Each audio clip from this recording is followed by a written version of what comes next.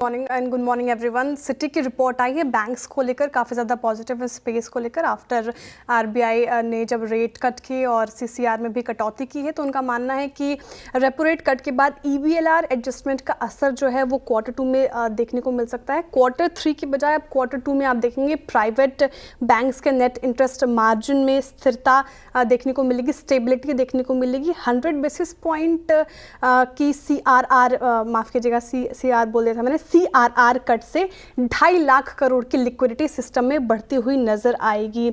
और सीआरआर से एनबीएफसीज को भी ऑब्वियसली फ़ायदा होता हुआ नज़र मिलेगा। क्रेडिट फ्लो वहाँ पे बेहतर होता हुआ दिखेगा। जिसके बाद कुछ पिक्स बताए हैं सिटी ने जहां पर आपको फोकस करना चाहिए। एनबीएफसी स्पेस में श्रीराम फाइनेंस उनका बेहतर पिक है। साथ ही उनका मानना है कि फेडरल बैंक और सरकारी बैंक को भी आप रडार पे रखिए, यहाँ पे भी ज़्यादा फ़ायदा होता हुआ दिख सकता है। और सबसे ज़्यादा फ़ायदा किन बैंक्स को दिखेगा, तो जहाँ पे डिपॉजिट पर ज़्यादा ध्यान दिया जाता है, एचडीएफसी बैंक और एक्सिस बैंक, इनके लिए ये पॉजिटिव ज़्यादा खबर है। एनबीएफसीज पर मॉर्गन स्टैनली ने एक अलग से रिपोर्ट निकाली है। उनका मानना है कि एनबीएफसीज को ज़्यादा फ़ायदा होता नज़र आएगा।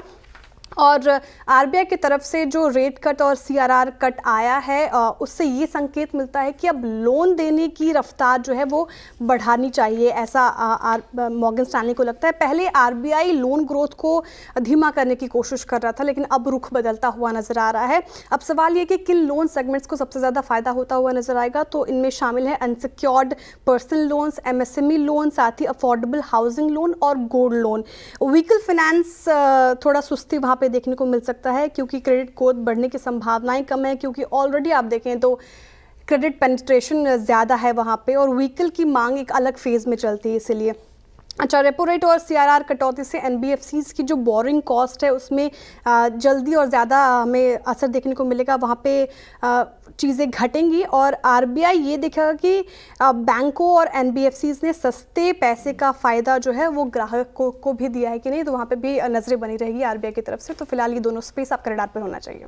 बताए हैं मॉर्गन स्टैनली और जेफरीज की रिपोर्ट आई है गोल्ड लोन के ऊपर, और मॉर्गन स्टैनली कह रहे हैं कि जो नए अब जो प्रपोजल है वो ड्राफ्ट से काफ़ी अलग है, काफ़ी आसान है, इसलिए मुथूट और मनप्पुरम को उन्होंने इक्वल वेट दिया है। और श्रीराम फाइनेंस और बजाज फाइनेंस को ओवरवेट की कॉल दी है उन्होंने। उनका मानना है कि श्रीराम फाइनेंस और बजाज फाइनेंस ज़्यादा बेहतर कर सकता है इन कंपैरिजन टू मुथूट और मनप्पुरम। जेफरीज कह रहे हैं मुथूट फाइनेंस पर ही आप फिलहाल दाव लगाएं। और इनफैक्ट आप बात करें मुथूट फाइनेंस की, तो फिनेंशियल 2026 में आउटलुक उनको काफ़ी ज़्यादा मजबूत नज़र आ रहा है, मॉर्गन स्टैनली और जेफरीज दोनों को ही, इसलिए यहाँ पे ग्रोथ की संभावनाएं ज़्यादा दिख रही हैं। इसलिए फिलहाल ये कुछ पिक्स आपके सामने ब्रोकरेजेस की तरफ से। एमजीएल पे रिपोर्ट आई है और ब्रोकरेजेस काफ़ी डिवाइडेड नज़र आ रहे हैं। आप देखिए, जहाँ पे सिटी कह रहे हैं आप खरीदारी कीजिए, 1700 के टारगेट प्राइस दिए हैं उन्होंने। जेपी मॉर्गन न्यूट्रल की कॉल उन्होंने रख दी है, 1360 रुपये प्रति शेयर का टारगेट प्राइस। और नुवामा ने कहा है रिड्यूस, 1224 रुपये प्रति शेयर का टारगेट प्राइस। मैनेजमेंट मीट थी और कुछ की टेक अवेज बताए हैं ब्रोकरेजेस ने, उसके आधार पर ये रेटिंग आई है। सिटी जो काफ़ी बुलिश नज़र आ रहे हैं, उनका मानना है कि अगले 2-3 साल के लिए अच्छा वॉल्यूम CAGR गाइडेंस दिया है कंपनी ने, और पिछले 2 साल की मजबूत परफॉर्मेंस के कारण जो है मैनेजमेंट काफ़ी ऑप्टिमिस्टिक है कंपनी को लेकर, इसलिए बाय की कॉल। जेपी मॉर्गन ने न्यूट्रल की कॉल दी है, क्योंकि उनका मानना है कि गैस की बढ़ती कीमतों से मार्जिन और मुनाफे पे थोड़ा दबाव संभव दिख सकता है, लेकिन वॉल्यूम ग्रोथ पर कंपनी का फोकस है, इसलिए न्यूट्रल की कॉल। नुवामा थोड़े निराश नज़र आ रहे हैं, क्योंकि उनका मानना है कि कंपनी को मजबूत वॉल्यूम ग्रोथ की तो उम्मीद है, लेकिन मार्जिन को लेकर थोड़ी कमी संभव है, इसलिए फिलहाल उन्होंने रिड्यूस की कॉल दी है।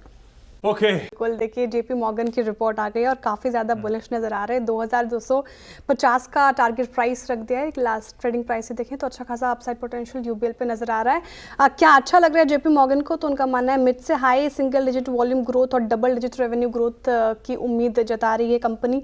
साथ ही ग्रोथ ड्राइवर क्या रहे, तो प्रोडक्ट कैटेगरी में बढ़ोतरी, साथ ही सप्लाई चेन में जो सुधार देखने को मिला है वो की ड्राइवर्स रहे ग्रोथ के। क्वार्टर 1 में फाइनेंशियल 2026 का ऑब्वियसली प्री सीजन सप्लाई और पिछले साल का जो लो बेस मॉनसून के असर को कम करेगा, ये एक पॉजिटिव ट्रिगर है। और रेगुलेटरी माहौल थोड़ा आपको मिक्स नजर आएगा। कुछ स्टेट्स में आप देखिए पॉलिसी फेवर कर रही है, जैसे यूपी, असम और आंध्र प्रदेश, वही कुछ में दबाव है, कर्नाटका, राजस्थान और वेस्ट बंगाल। लेकिन प्रीमियम प्रोडक्ट्स पर जोर है, ये एक पॉजिटिव ट्रिगर है, इसलिए यूबीएल आपको रडार पर रखना चाहिए।